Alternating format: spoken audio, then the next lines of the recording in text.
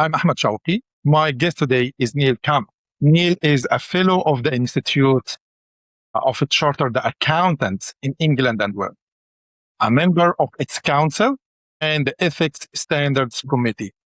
He has spent over 30 years in finance and transformation programs across financial service and industry. And for the last several years, he has been advising organizations on sustainability and business resilience, working across both the UK and the Gulf. Neil, welcome. Good to be here. Good to see you again, Ahmed. Thank you. You spent 30 years in transformation before you moved into sustainability and the climate reporting. What made you decide that the problem was actually a data problem? Well, I was in a conversation with a guy from PwC who had been in transformation for some time. This was 5 or 6 years ago. So he was a leader at that time. There weren't that many people who had significant experience then. And he said the big problem we've got is data and reporting. And I'd been wondering how I can help. What can an accountant who's been a transformation professional do? And when he said data and reporting, I thought, well, I've been doing that for 30 years. So that is my light bulb moment.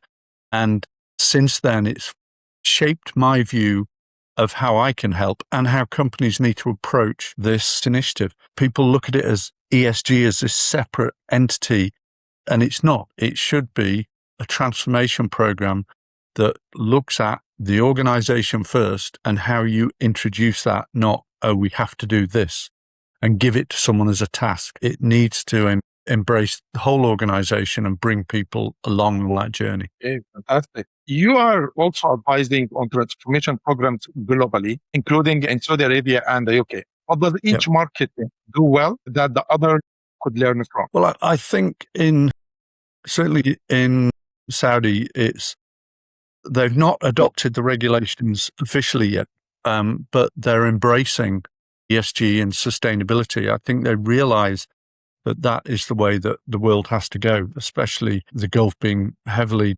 producers of oil products. They realize that there has to be a change. And so they've embraced it. Whereas in the UK, we're waiting for people to tell us. So they want the regs to be introduced so we have a framework to do the reporting.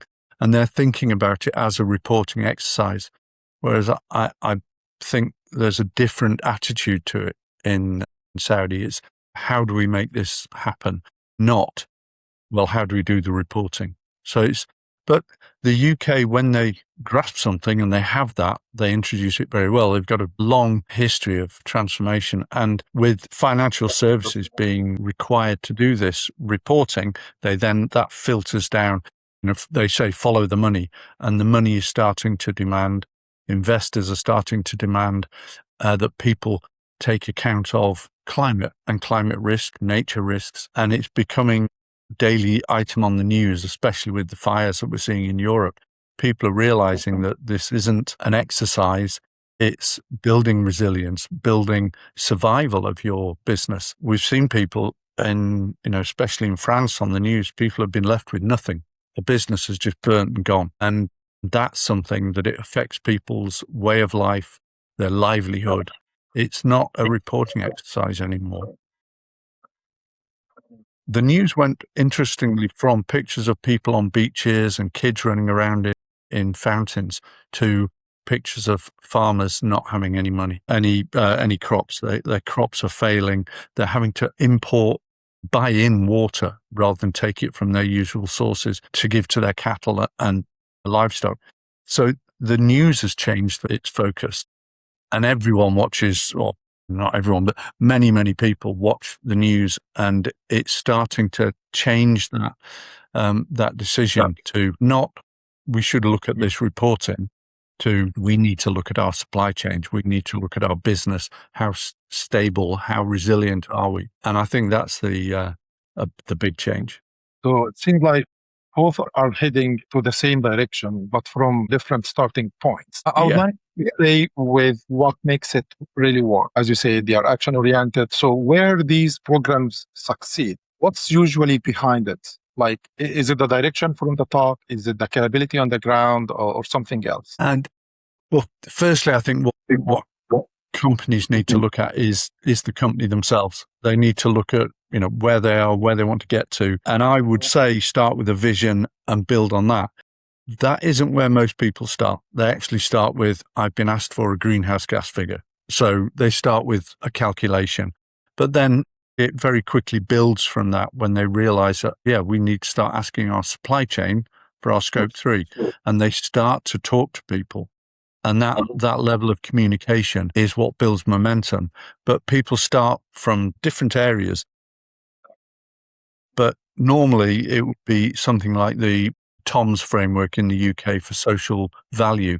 Any project that you do with the government has to have either a greenhouse gas figure or a TOMS value on the benefit that you're giving either to society or your carbon figure. And people like the NHS in the UK, they won't do business with you.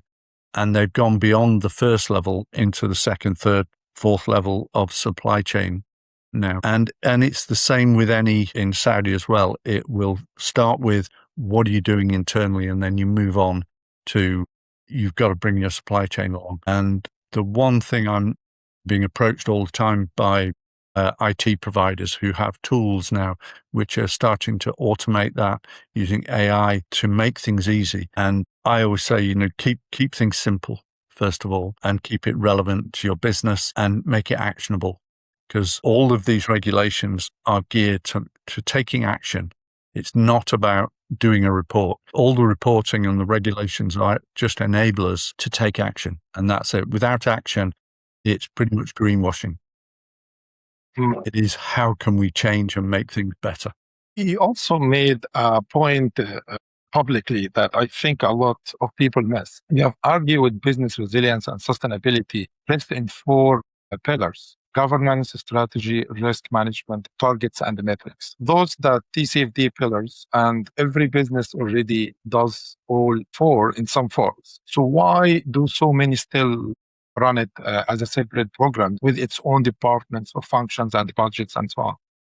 Yeah, that's the world over. It's not something particular to any jurisdiction. It's a function. ESG becomes a function. I would like to see no ESG departments. I would like to see it, built into every organization, but we're not there yet. I think the way you use that structure, governance, strategy, risk management, targets and metrics, is how you embed it. And if those 4 are all talking to each other and the data is coming back up the chain to inform decision making, that's nothing to do with ESG. That is just good governance, good corporate governance. We found when it was TCFD reporting was the top 2 are done quite well and the bottom 2 are done quite well, but there's a gap. And that was not flowing down or flowing back up.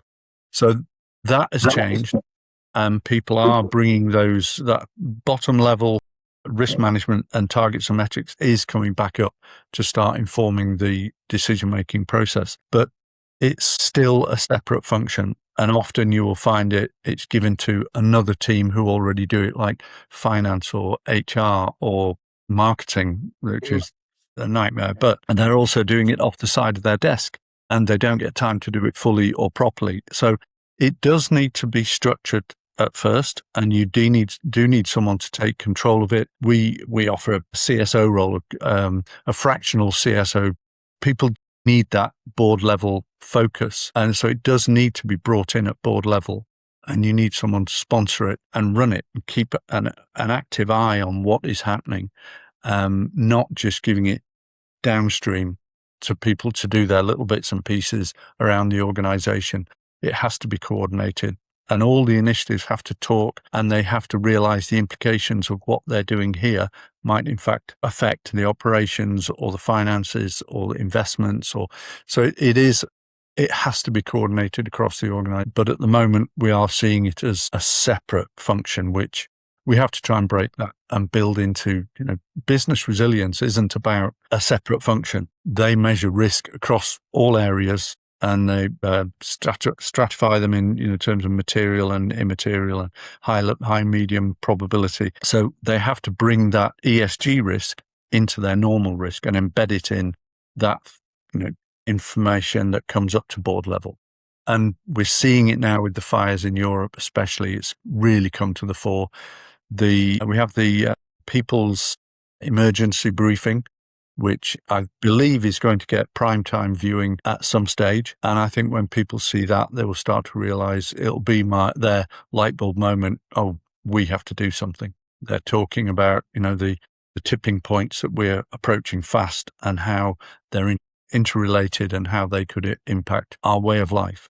And I think when that's made clear, people will start to act. Sustainability has to be embedded in the business, in the DNA of the business. These risks should be part of operational and enterprise risks. Climate change is clear, and it also has impact on business and the financial impact.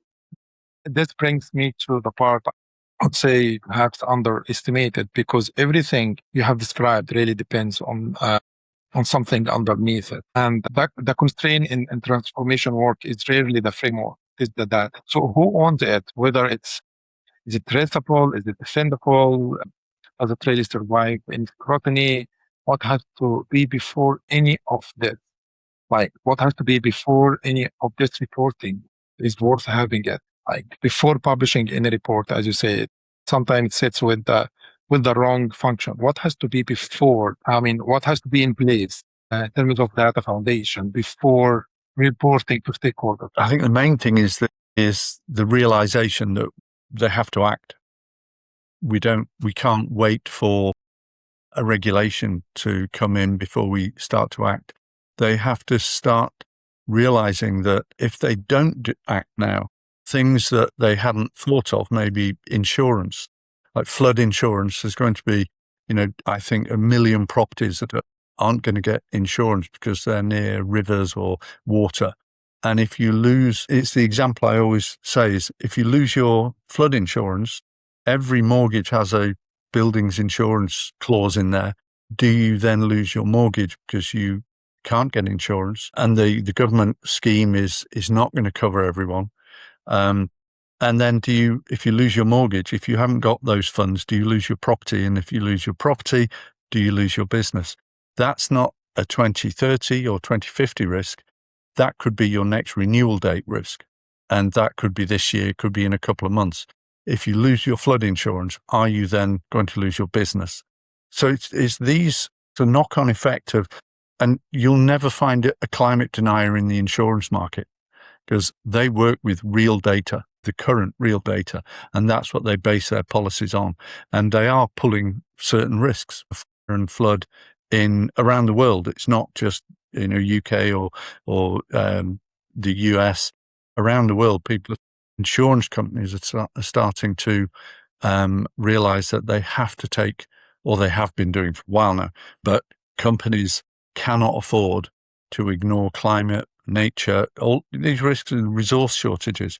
And that could be you're using a resource, and that can come back to be a risk that you're overusing a resource and not using it in a circular way or replanting or whatever. And as an insurance guy told me, he said, if you can't insure it, you can't fund it. And it's as simple as that. So the insurance market is driving a lot of action, a lot of activity, and it's at the forefront of the thinking on climate change. And it's not just the bad side. I saw a presentation by one of the biggest insurers, a lady who was CEO or CFO of a large luxury hotel chain. And what they were doing, obviously their properties are on the seafront, and they have actually invested in coral and mangroves.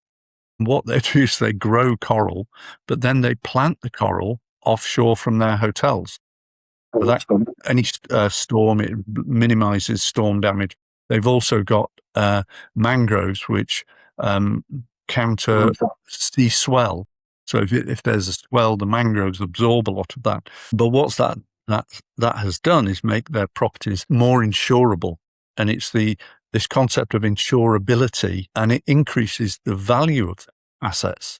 So there's not just the downside. If you take action, it can actually increase the value of your assets.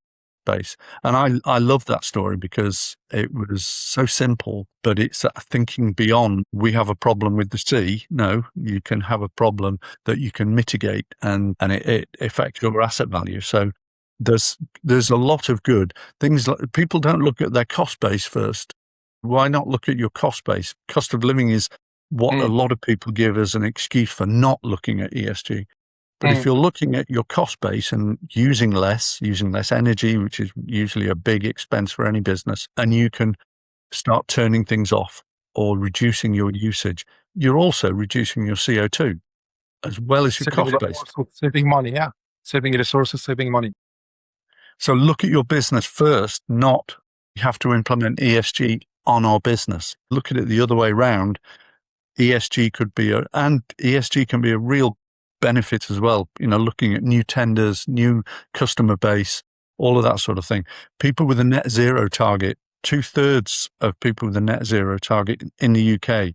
And the reason I talk about the UK a lot is I'm based in the UK. And 2/3 of people who have implemented a net zero target have seen an increase in their sales between 3 and 10%. Now, if you said to someone, I think I can increase your sales by 10% and reduce your cost base by 10%, they would jump at it. But people don't ESG with those.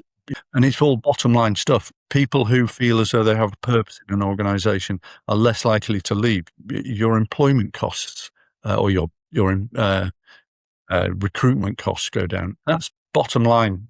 Anyway, so that's some of the benefits. I'm obviously an advocate, but I think people need to start thinking about it differently. About rethinking the business model to have sustainability embedded in the DNA, to be sustainable and resilient in the long term. Great. Before we conclude, so for a board looking at the next 12 months, what should we act on, and what do most board members get wrong, or even executives? I once asked the very same question when of a guy. He was doing a talk at the ICAW, and I met him afterwards. But during his talk, and we're actually working together now, so it's a really good relationship. And he said, just start. Anything you do, any action is good action. So if you get people cycling to work, if you get people turning off the lights in the evening, all these sorts of small actions, they do accumulate and they get people thinking in the right way. So at a board level, start thinking of your company in a different light. Look at the resilience risks, not looking at sustainability and doing the right thing. Think about your business in terms of the risk model. Where are your supply chain based? Where do your resources come from? And all of that can start you thinking on a different level and looking at cost base. Where can we save money? That reduces things like your carbon. And it can grow from there.